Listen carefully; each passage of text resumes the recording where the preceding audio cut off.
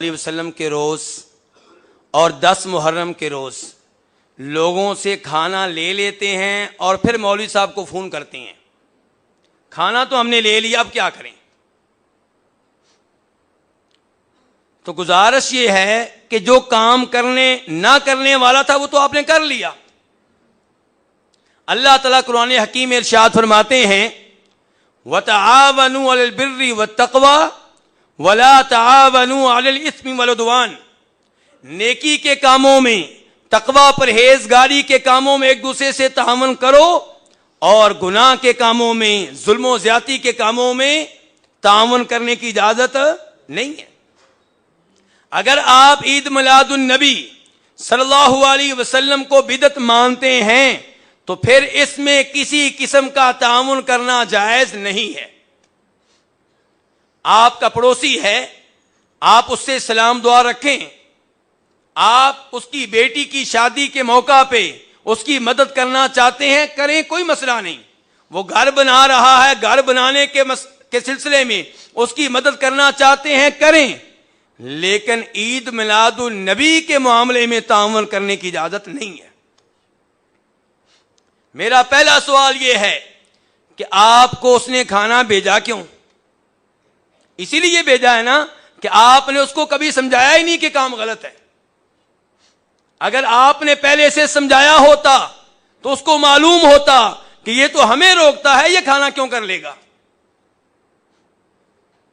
لیکن چونکہ ہم سمجھاتے نہیں ہیں، نیکی کا حکم دینا، برائی سے روکنا میری اور آپ کی ذمہ داری ہے، تو اس لیے ہمارے گھر میں کھانا آ جاتا ہے۔ اب جب کھانا آ چکا تو آپ کے پاس بہترین موقع ہے، اس کو کھڑا کر لیں۔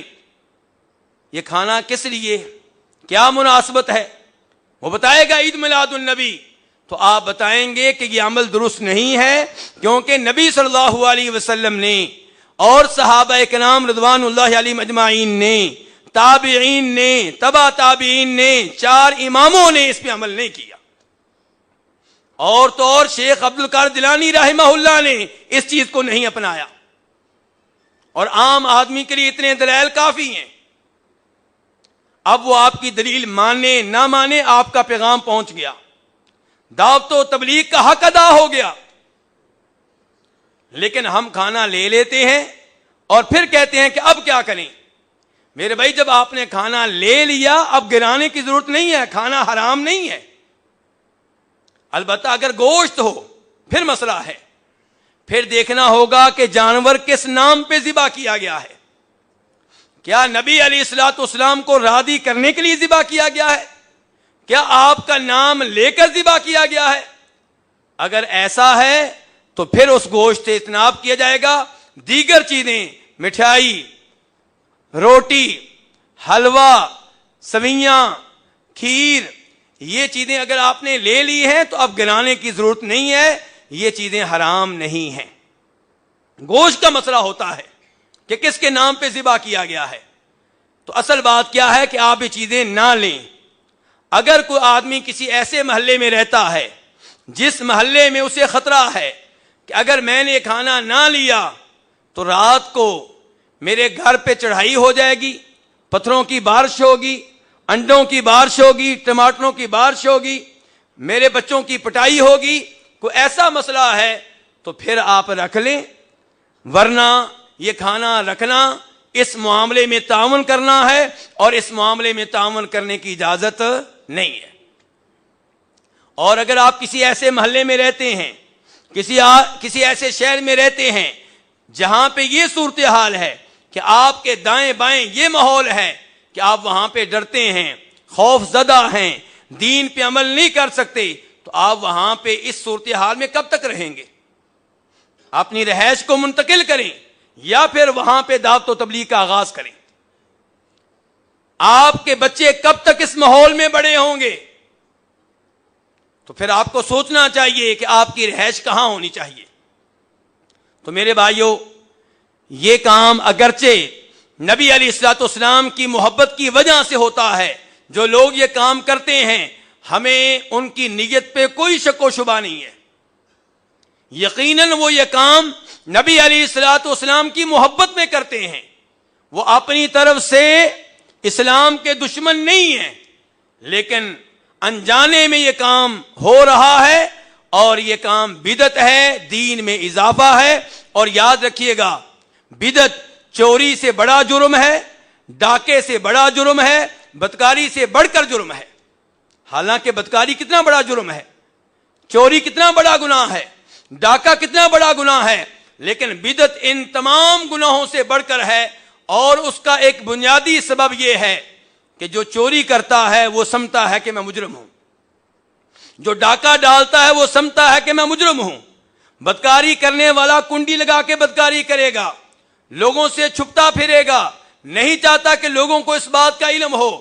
لیکن جو کسی بدعت کا ارتکاب کرتا ہے وہ بینر لگاتا ہے، وہ پوسٹر لگاتا ہے، لوگوں کو بھی دعوت دیتا ہے، واٹس ایپ پہ میسج بھیجتا ہے، کیونکہ وہ اس کو نیکی سمجھتا ہے۔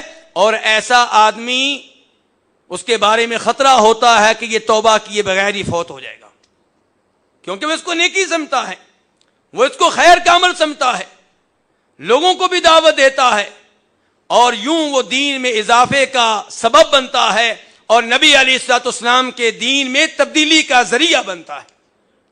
اللہ رب العزت سے دعا ہے کہ اللہ تعالی ہمیں دین کو صحیح معنوں میں سمجھنے کی توفیق عنایت فرمائے۔ یا اللہ ہمیں جب تک زندہ رکھنا اپنے نبی کے دین پہ سختی سے کاربند رکھنا۔ یا اللہ توحید و سنت پہ قائم و دائم رکھنا۔ یا اللہ شرک و بدعات سے محفوظ رکھنا۔ یا اللہ کبیرہ گناہوں سے محفوظ رکھنا۔ یا اللہ ہمارے بچوں کو نیک بنا۔ یا اللہ انہیں قرآن کا حافظ بنا۔ یا اللہ انہیں دین کا عالم بنا۔ یا اللہ ہم سب کو جب موت آئے تو اس حال میں آئے کہ ہماری زبانوں پہ آخری الفاظ یہ ہوں کہ لا الہ الا اللہ۔ یا اللہ روز قیامت ان لوگوں میں شامل فرمانا جن کی نبی علیہ الصلوۃ والسلام شفاعت فرمائیں گے، جو آپ کے جھنڈے کے نیچے کھڑے ہوں گے، جو آپ کے حوض سے پانی پینے کا اعزاز حاصل کریں گے۔ یا اللہ جتنے مسلمان مریض ہیں سب کو شفا دے۔ یا اللہ جو پریشان ہیں ان کی پریشانیاں دور فرما۔ یا اللہ جن پہ قرضہ ہے ان کی قرضہ اتارنے کے سلسلے میں مدد فرما۔ یا اللہ ہمارے ملک پاکستان کی حفاظت فرما۔ یا اللہ دین کے لحاظ سے بھی، دنیا کے لحاظ سے بھی۔ یا اللہ یہاں کے حکمرانوں کو دین سمجھنے کی توفیق دے اور دین کو بطور شریعت نافذ کرنے کی توفیق دے۔ یا اللہ ہم سب کے گناہ معاف فرما۔ یا اللہ ہم سب کے گناہ معاف فرما۔ یا اللہ ہمیں اپنا منیب بندہ بنا لے، اپنی طرف رجوع کرنے والا بندہ بنا لے۔